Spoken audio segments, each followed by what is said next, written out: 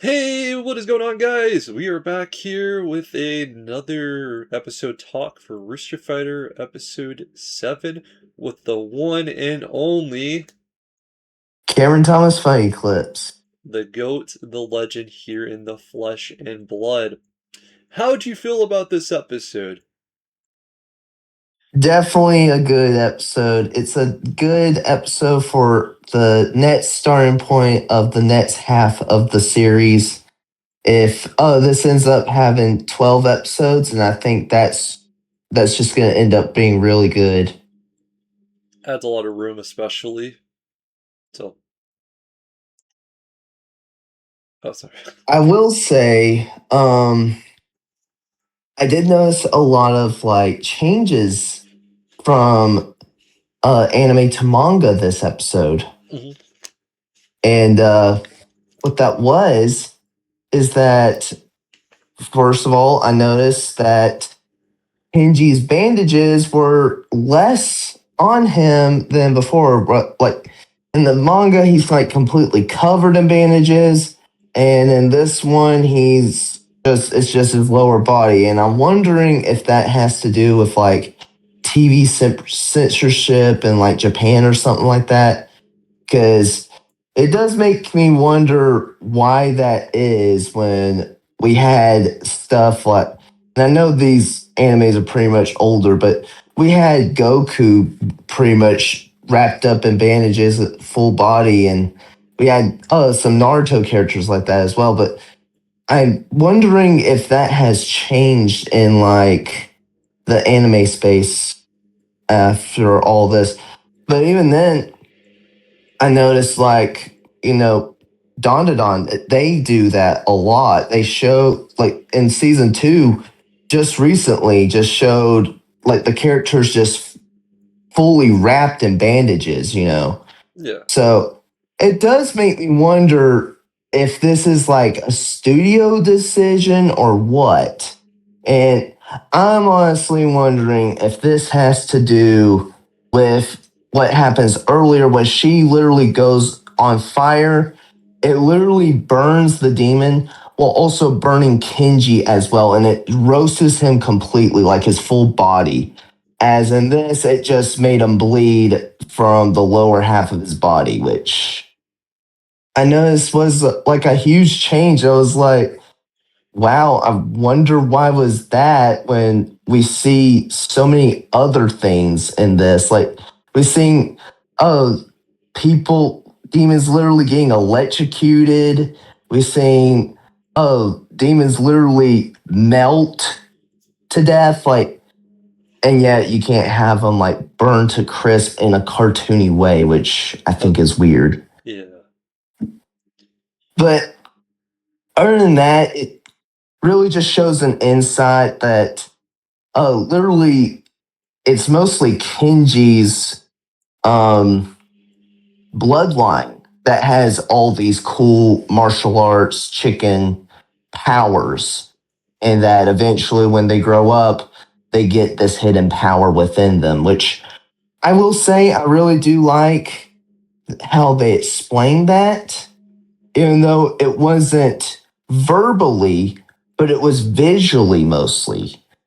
And I kind of like that about it.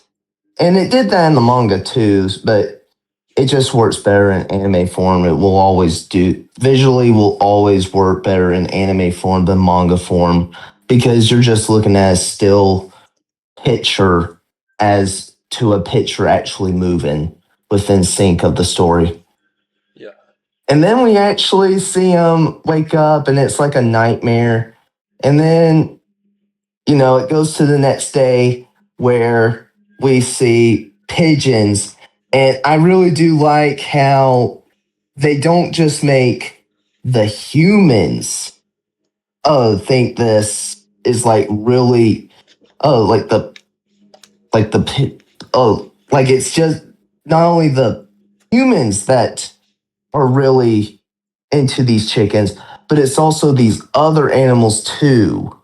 And you see pigeons all over the place. So and they're always watching us, so they have to know what our interests are. And I do like how that's kind of like a comedic break. Kind of reminds me of the pigeons from Bolt, if you remember, where Yeah.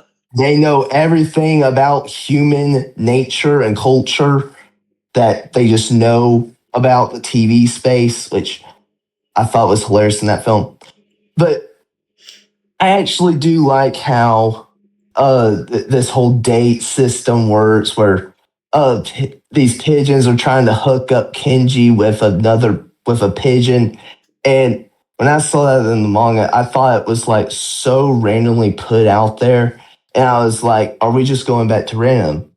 And it's kind of like a way for us to get a little laugh out of us after the intense episode we saw in the last episode, which I actually do think was really needed.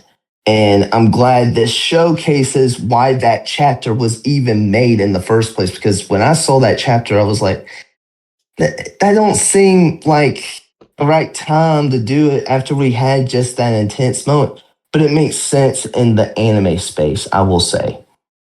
Then once all that happens and everything, I thought that whole scene was comedically done perfectly.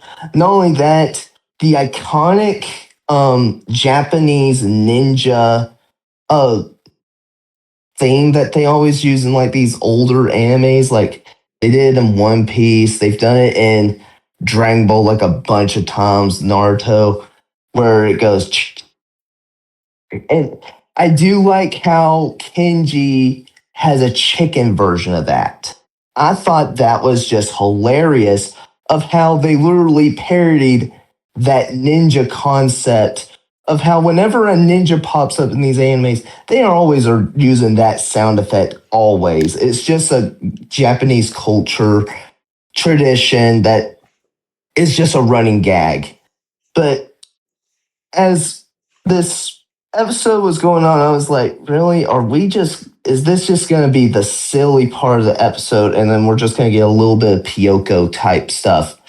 And then once all that was over, we go to the second part of the episode, which I thought was a little more compelling than the first part.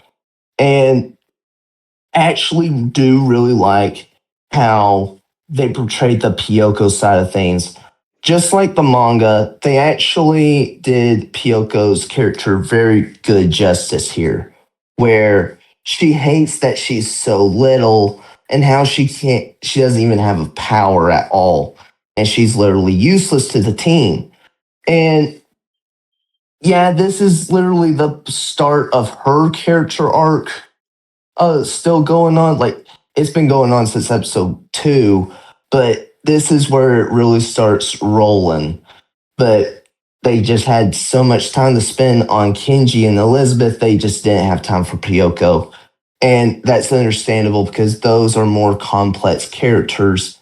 And I feel like that's Pyoko side plot would just overlap the character arcs that we were currently on.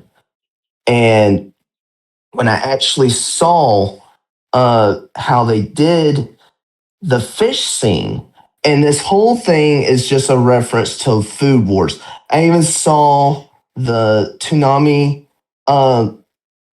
uh, Twitter page literally make fun of how this is a good concept, like a worthy contender for the Food Wars. And I was like, that's what they're parodying and everything. I was literally like, oh my word.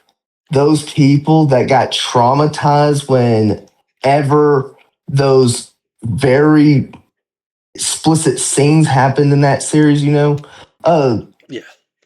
are probably getting PTSD watching this on Toonami right now. I was like, there was somebody out there that absolutely hates that series and was like, they're actually doing this thing. I was like, this is just wild because I wasn't expecting them to actually put that scene in there, mostly due to how Food Wars really is like mixed and even controversial at times for some people, mostly due to how those scenes are animated. and how people think it takes away from the gourmet side of things.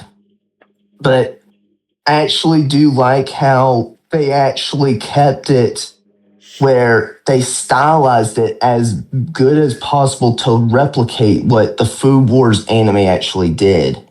And I think that's what makes the parody go a long way, is that you're having this go even further than it already was. And as this goes on, I actually do really like how they did the scene where he was actually trying upset about his fish and everything. Although they kind of made Kenji a little more dumb in this version than he was in the manga. And I actually want to talk about this scene in particular because this scene was probably the most censored part of this episode, more than what happened at the beginning. And what how this all happens and everything. The whole scene where he's literally saying, is it edible and everything, that all happened. But it's when he notices that that he has the smallest piece because he took a bite out of it. But instead of it, it was actually Elizabeth purposely gave him a smaller piece because she really does still, hates how he acts sometimes. And I Yeah. do like how, I did like how that was in the manga where her character is still isn't flawless. She still has her flaws. And in this version, they literally made Kenji look too much like an idiot when we are seeing multiple times where he's way too serious. He's more serious than dumb. And I think that's kind of what ruins this whole scene altogether is that they changed Kenji's character from from actually reasonable to where he's actually completely stupid. And I understand it's funny, but it also doesn't fit in line with the character. It would make more sense if this was like something that Pyoko said rather than Kenji because she's more of the jokey character. But and then they also change the line where she says, "You can have my piece. I'm not that hungry." She actually doesn't say that, but they actually made it more kinder. And I actually do like the change that they did with her line, where she literally says, "Oh, you can have my piece that so you can be happy." And when that was happening, it made sense for that version, but Kenji was being completely stupid in the scene, so like the whole thing was just completely changed and everything. And then once he eats it, that's all the same. And then they cut out a whole background line in the scene, which I was like, why did they cut this out? Because it's more of a joke, and I know this series just really loves to make jokes. It's where Kenji in the background as Pyoko is walking away, and I'm guessing this is mostly for tension purposes, where Kenji literally says, "Oh, oh, that was delicious," and then uh, Elizabeth is more like, "Oh, how could you dare? How dare you steal from a child?" And I thought that part was hilarious, and I was surprised they didn't even put that scene in it. But I can actually see it's actually creating tension between the character of Pyoko and everything. And as we're still progressing along, everything seems the same. It said they changed a few lines for like the lizards, which I'm not gonna get into, mostly because what they pretty much did, they actually made it sound more interesting because they actually made it sound more to the point than what the other one really was. Because like when And I actually do think that scene is just really cool, really cute, with Pyoko trying to be a superhero, which is what actually happens in the manga. But in the episode, she actually is just trying to replicate Kenji and Elizabeth, where she actually helps. In the actual scene, she doesn't dress up, but she acts like a superhero. She says she's the Cape Crusader, pretty much parroting Batman and everything. And it's just real funny. And then, but I'm guessing that was cut out, just like the Chicken Little situation, where we can't say Chicken Little because that's based off of a Disney movie. They probably didn't know that Adult Swim was going to get the rights, and was like, well, Cape Crusader is what Batman is called, and Yeah. we can't have that. But I can understand you can do this for like the other anime in Japan because that is Japanese culture. But these American references, you can't really do all that much, which I will say is kind of sad because once you see it, and because I feel like it would make people really laugh harder when you're watching this in dub. But I digress. But as we're going along with this, uh, she saves the worm and the caterpillar or whatever, the lizard, and she actually, when I saw the lizard actually transform into a demon in the manga, I was like, so this pretty much confirms no one is safe from becoming a demon. That made me actually see the turning point in this side of the story than what we had earlier. We can personally see anything turn into a demon where they, no matter how stressed they get. And I actually think that is actually a really cool idea, meaning you literally you literally have no restrictions when it comes to making new villains. And that's usually the problem with these series, like like these really long, compelling series. Naruto, Dragon Ball, they eventually lose their steam, and sometimes they even have villains that even copy other villains. Like, let's not forget how Raditz was pretty much almost exactly like Vegeta in like the same combat styles and everything, and being a big hard time for Goku to actually fight. But I will say this series it's just full of endless possibilities. So like this manga could pretty much go on for like 100 years. But as we go along with this episode, we actually get to see Kenji's brother. Now, I will say these are like minor spoilers. So I will say skip a few seconds or whatever. But this might change a lot of what the manga actually made this character to be. So they actually go in more detail in the next episode, which if they don't, I'll pretty much explain it all. But when we see Kenji's brother, it's seen to be, as in the last line of the episode, his brother literally says "big brother," and then he falls to the ground, and then Kenji's like, "Wait, what did you just say?" In that version, he literally says just brother, and then he falls to the ground. And he's like, "Wait, what did he just say?"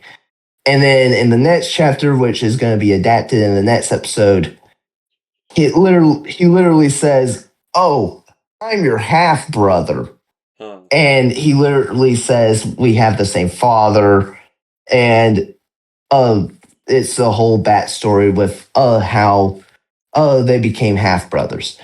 And I do wonder if this also goes with maybe that don't want to dive too much into this type stuff or whatever it might be because for whatever reason.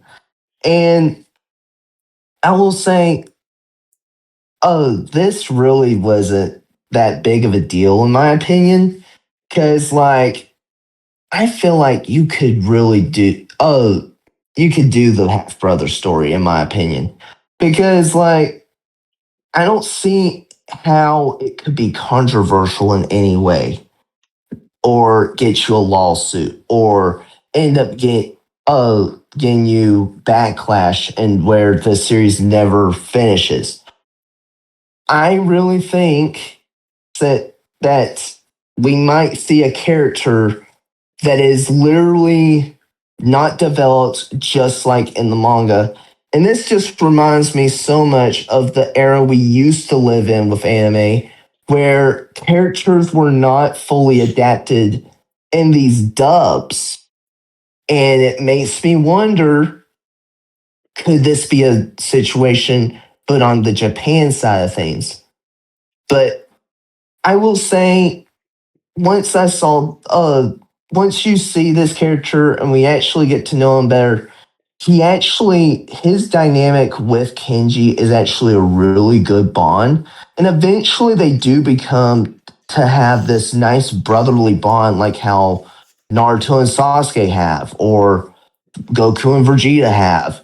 It's really what it seems to be where they feel like rivals at first, and it's kind of like parroting what every anime was doing back in the day, where every anime character had to have some kind of Vegeta version of a character or a Sasuke version of a character, where it had to be a character that was a rival and was completely different from the other character.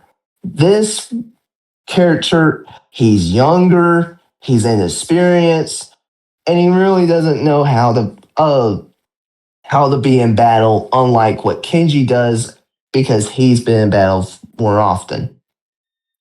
But I will say this really was a weird episode of how many changes were dealt in the story.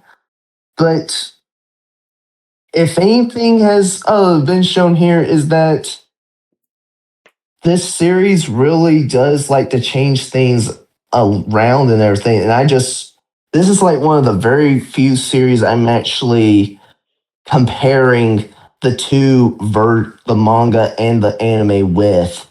And I can't believe how different this episode was compared to the actual manga chapters, whether it was for legal reasons or for other reasons that we may never know about.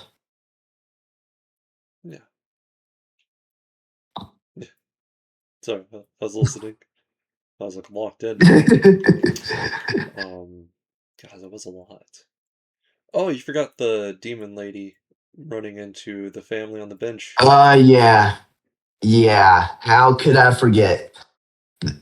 Literally, I think this is probably going to be the moment where people are like, that are non manga fans or really don't, really are like newcomers to anime and stuff.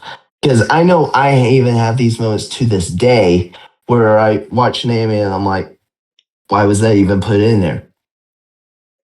Well, I actually, when I saw this scene, I was like, this feels like a scene where I could see a newcomer that has just watched like one or two anime here and there, and then watches this and is like, why is this even a scene? Shouldn't she be trying to kill Kenji or something like that? But I do like how she sees the potential into Pyoko and how this really is put into foreshadowing because, like I have said in the past, Pyoko will get her redemption and her true power. It just takes a while to just get there. And we don't even know if it will even be adapted in this season. Yeah. But I do really like how she literally says, "Oh, you might want to watch out for this one," and it's kind of that foreshadowing that you usually see, and this is the best way I can describe it, in like a Marvel movie, where they literally describe it very vague, but also really obvious at times. And I do like how they actually kept that scene because it happens in the manga and it doesn't even come to fruition for a while. And I do think that really helps it uh, stay close to the manga because I could literally see that being one of the very few parts of the story where they're like, okay, it won't be a long time since we see this actually come to fruition. Let's hold that back because it's not even in a flashback in this manga. Yeah, I definitely. I thought that was a really good hint. Going back to the speed dating thing with the pigeons, I do think that does feel random, but it's more like Elizabeth trying to help him, and then she begins to show her jealousy. So she's still trying to understand that she loves KG, and it's trying to show him signs as well that she is in love with him, literally. And I don't know, trying to tell something a little there with that. And whenever you're going about the portions earlier, I was thinking from the manga, it's written a lot better because if you remember correctly, Elizabeth was starting to get worried about the size of Pyoko, and she gave her the bigger portion on purpose, and that could be part of the reason as well, which makes it make a lot more sense. And I felt like the way that it was done through the episode wasn't really showing that as well, and that could have been part of her anger. Yeah, yeah, I can actually see that now. And I really do like Elizabeth's motherly aspect about her for Pyoko. They've gone a long way from rivals to actually becoming like a little family. And we even see like the pigeon literally say, dude, he literally looks like a family man. He might not want to be dating. And I actually thought that was actually quite nice because this actually shows that these characters have come a long way from their introduction episodes. Yeah. Oh, and I also appreciate that the pigeons were like surfer dudes.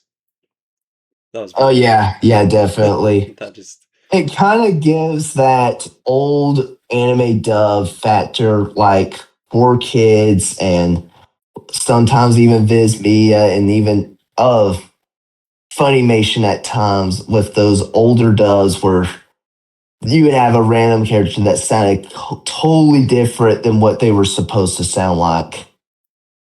oh yeah. I'm starting to see specifically how it's special. A lot of dubs, it feels very dead to me. They use a lot of the same actors. I like the diversity they got going on with the cast. My favorite one so far is probably Pyoko for obvious reasons. It's just really well played out character. KG is also very well played out. Yeah, I actually think it's pretty strange how, and I don't know how the whole uh dubbing for one company to the next one actually works, but I actually looked up what the dubbing voice actors are, and I actually found out Kenji's voice actor is actually the English voice of Frankie from One Piece. And I actually thought that was pretty interesting because he's more of a Funimation and uh, Crunchyroll actor than a actual Viz Media actor. Although I did see that he did do a couple of side characters in like Naruto and also Bleach in like his early days and did some for like the later seasons as well. But then again, uh those series have barely even have it's been a while since they have came out. Mhm. So really, it does make you wonder how this whole working for one company and then the nets actually works. And I actually found out that this Pyoko voice actress is actually an up and coming voice actress as well. And this is her first big role, whereas she just did some side characters and like some Crunchyroll dubs here and there, which I do like how this series is getting some more young, young upcoming actors to hopefully become one of the greats that become very memorable.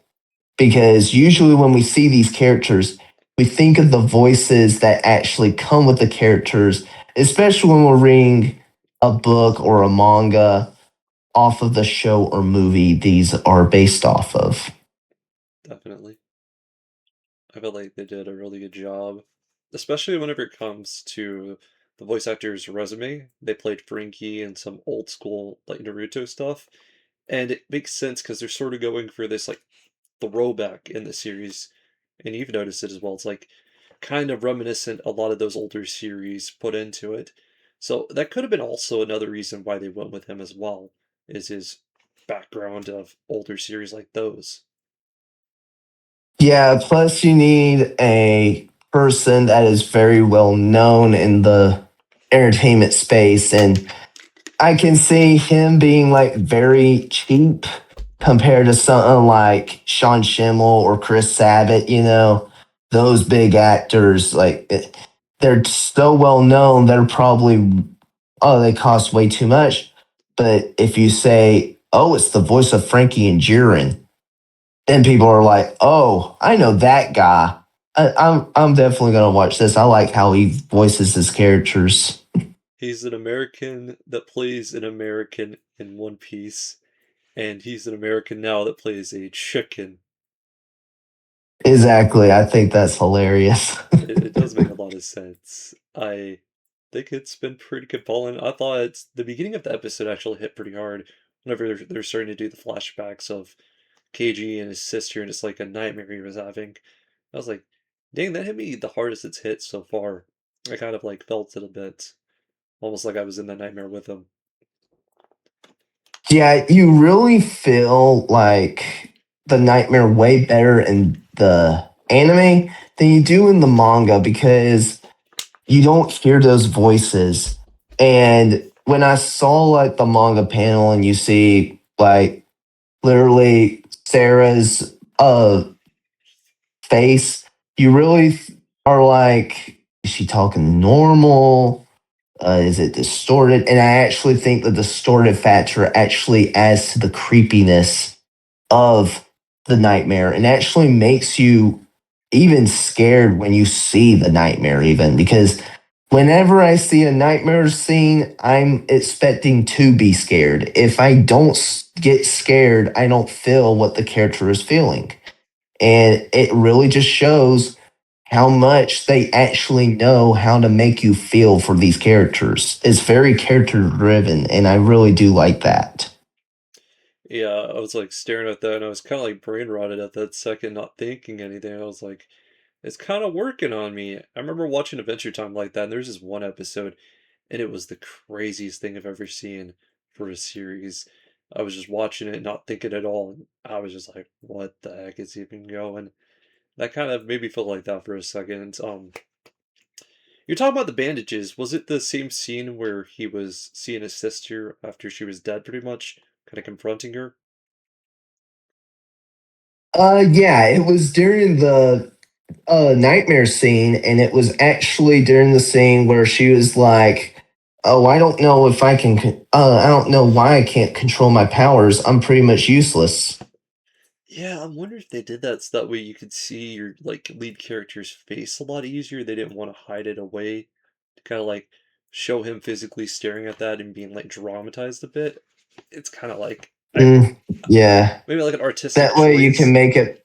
Yeah, it's probably to make him more expressive and whatever. Yeah. And since he's already white as it is, I know that sounds so weird out of context, but uh, but he's already so white as it is. You would be kind of confused. Wait, where's his crown? Where's his beak? Like what's going on? Where's his tail? You never know. At the end of the day, bandages, no bandages, wouldn't make a huge difference. Yeah. Although it does kind of feel like they downgraded her powers a bit because if you think about it, in the manga, he's burnt to crisp, and it's pretty much showing that her powers were overly powerful. As in this version, it was more like a small flame, and it only burnt like the bottom part of his body. So it's almost like they kind of made her powers a little less powerful, and she can kind of control it, but she also can't.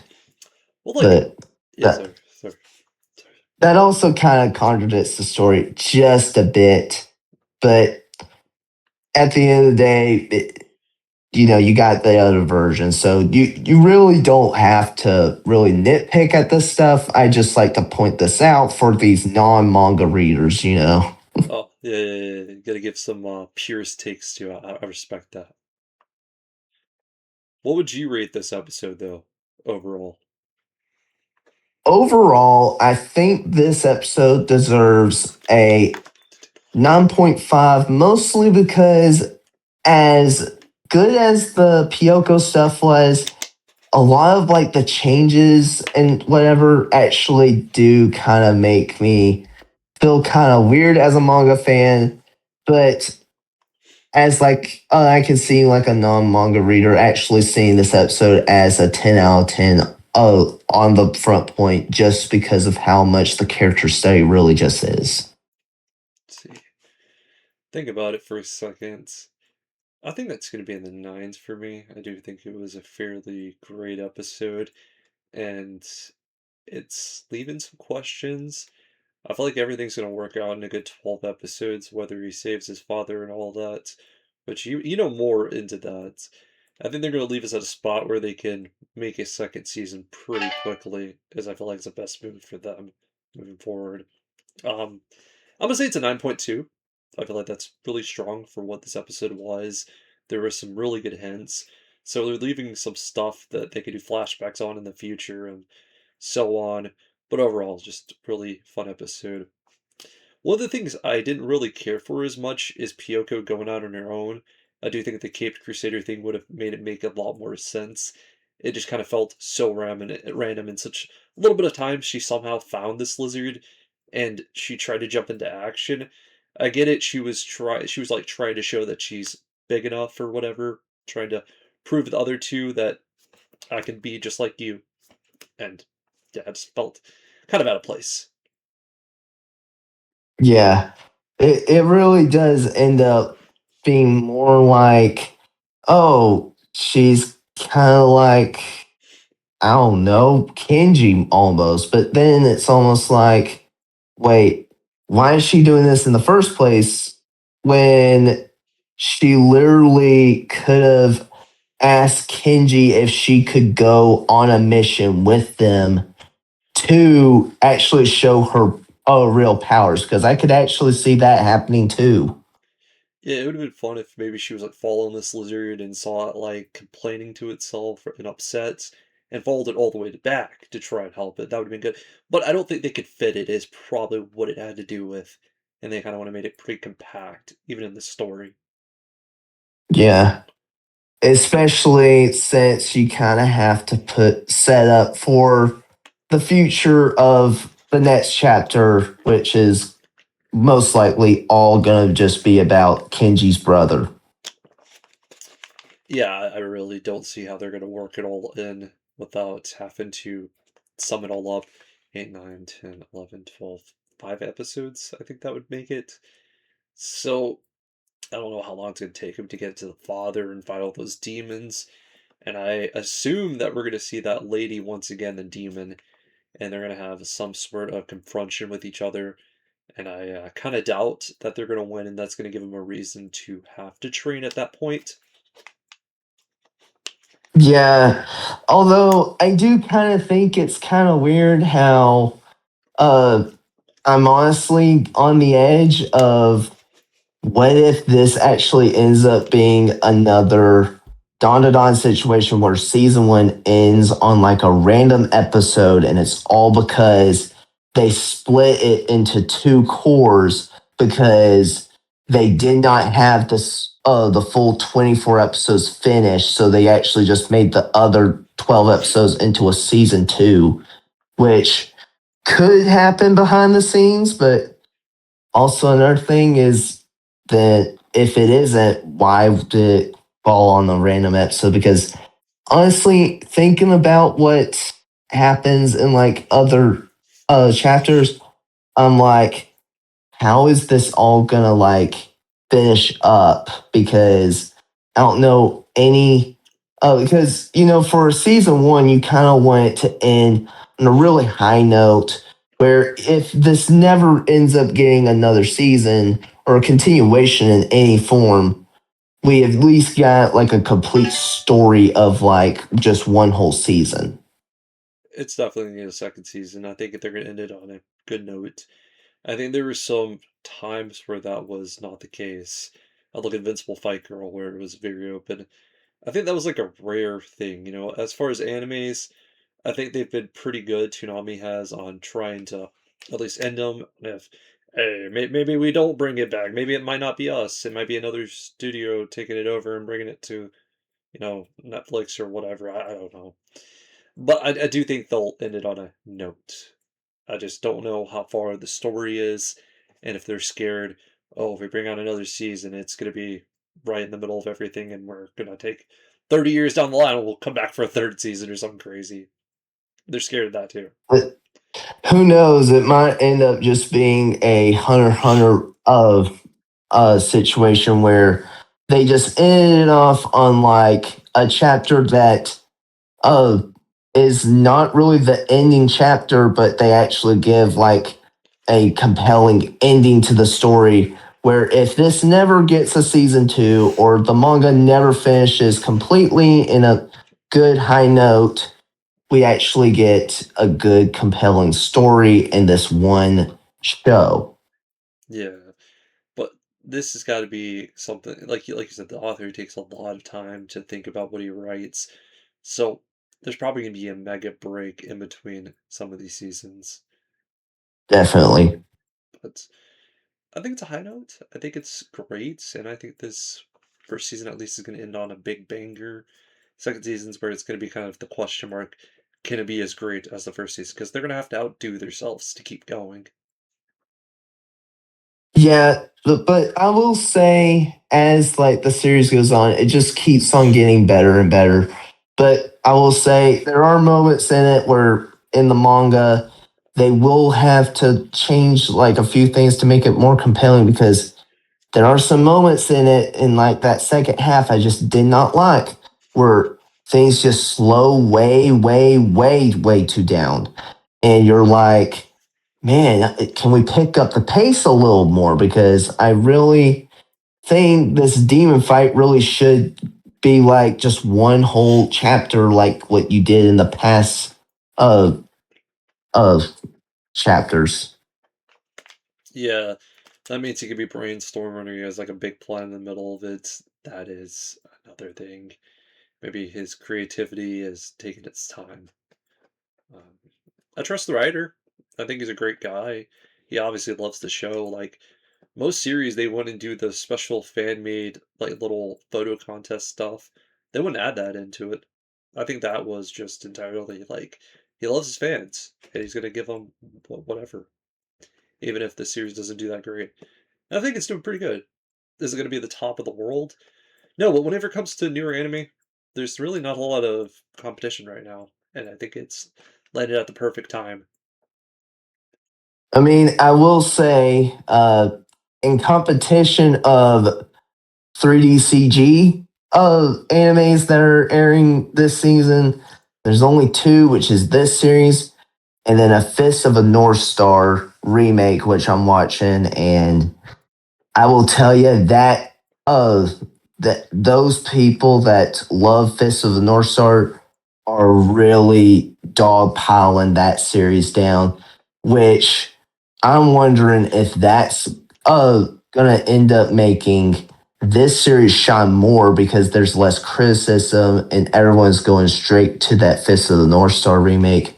And I'm seeing more and more people as the series going on online and everything, where they're saying this is pretty much just the best 3D CG show that there is. And some people even saying that uh, they even like this series, that they're actually watching online TV, which I'm actually really happy for as well. So I'm really happy while we didn't start off this whole series all that good, because a lot of people really just didn't know how to feel about the first episode, but the people who stuck with it and actually came back to the series to catch up on it, they've actually have gotten more uh, clear with their assumptions and everything.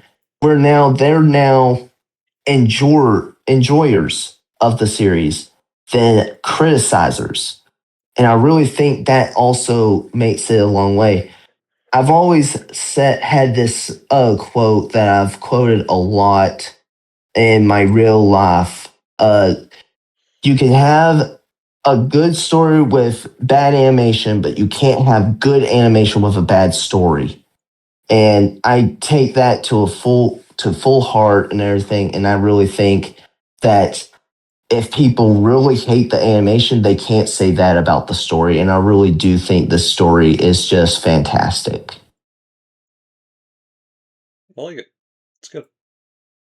Anything else you gotta say for I guess this be the closer? Well, I will say for next episode, really look out for um, what Kenji's parents' whole situation is. They, if they even go the route where it's the half brother situation, I will say that it will explain why Kenji actually has his animal instinct problem. And it's not just him, it's also part of his bloodline. Yeah, I kind of see it. It's starting to make sense. Like half brother means his dad's got a bad problem of doing this. Sister included. Just how it is, unfortunately. But it makes for a good comedy moment because eventually, I feel like we're gonna have a father son moment in some way that's gonna be pretty comical. Definitely, definitely. Um, with that, I hope you guys stay safe. And tell me what your thoughts are on episode 7 of Rooster Fighter. I went off the walls. Hope you guys stay safe. Until next time, peace out, guys.